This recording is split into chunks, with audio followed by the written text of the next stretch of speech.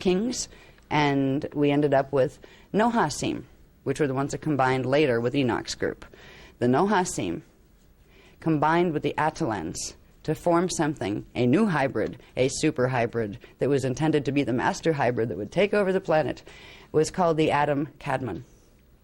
Now, the original human race was from Tara. The original Turanicium 1 human race had several different divisions. One of the human races was called the, I have to get it exactly right, it's the Adami Kudium. So they literally created their own Adami Kudium by raiding the races here, and they called it the Adam Kadmon.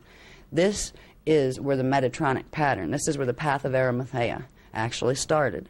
It started way back there in Atlantis.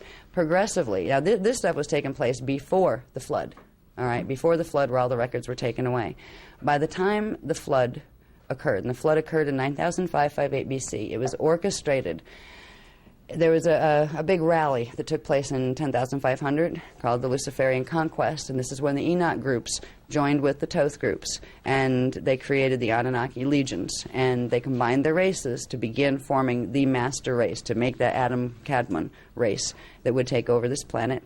And they together chose to get rid of everything else they didn't want on the planet at the time. Now, they couldn't get rid of humans completely because humans had the keys to the stargates.